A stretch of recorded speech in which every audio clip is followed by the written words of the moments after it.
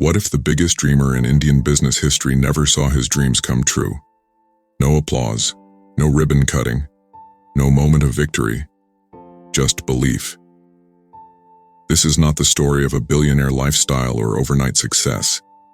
This is the story of a man born in 1839, under British rule, who dared to imagine steel factories, power plants, universities, and luxury hotels in a country told it was incapable of such things. People called him unrealistic. Some called him dangerous. Most said, "This will never work." Yet today, more than a century later, millions live inside the future he imagined. This is the life story of Jamshed Tata, not just how he built businesses, but how he built confidence in a colonized nation. Jamshed Tata was born in 1839 in Navsari, Gujarat, into a Parsi family of priests. No factories, no wealth, no industrial background. Here's the first twist. His father, Nusarwanji Tata, broke tradition and entered business. That single decision exposed Jamshed to trade, risk, and the outside world. As a young boy, Jamshed was curious, observant, and unusually serious. While others accepted British superiority as a fact of life, he quietly questioned it. He later moved to Bombay for education. This mattered. Bombay wasn't just a city, it was a classroom. Ships, merchants, British firms, global money flowing in and out. Jamshed learned one painful truth early. Indians were workers, British were owners. That imbalance bothered him deeply, and once an injustice bothers Jamshed Tata, he doesn't complain. He plans. In 1868, at age 29, Jamshed started his first trading company with borrowed money. Not glamorous, not revolutionary, just cotton and trade. But even here, his thinking was different. While others chased quick profits, Jamshed studied global markets. He traveled abroad, observed factories, and asked uncomfortable questions. Why does India export raw cotton and import expensive cloth? Why do Indians work for foreign mills instead of owning their own? His first few ventures struggled. Some failed outright. And here's an important pause. Failure didn't scare him. Being dependent did. That fear of dependence became his fuel, and it pushed him toward something radical for an Indian businessman of that era. Manufacturing. Jamshed founded cotton mills in Nagpur, far from British-controlled port cities. Risky? Extremely. Smart? Absolutely. Nagpur was close to cotton fields and cheap labor.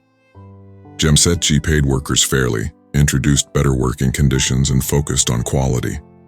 British mills felt threatened. Indian mills weren't supposed to compete, but Jamsed's did. This wasn't just business success, it was psychological warfare. For the first time, Indians saw an Indian enterprise beating the British at their own game. Jamshed realized something powerful here.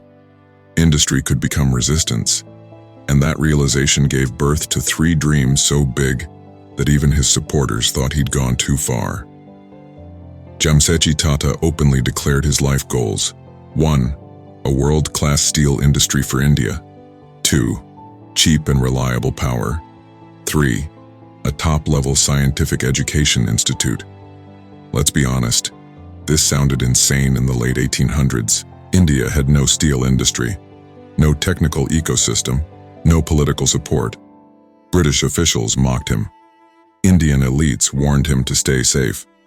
But Jamshed believed something deeply emotional. Political freedom without economic strength was fragile.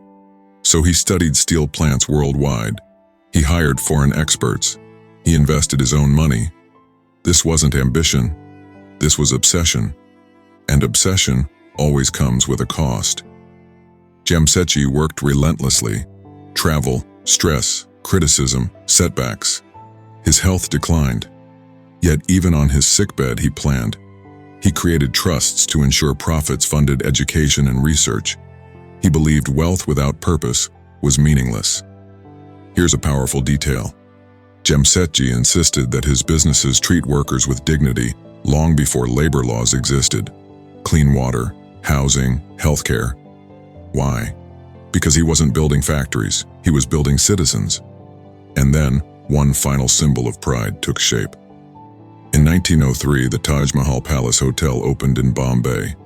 Electricity before the city had it. European luxury, Indian ownership.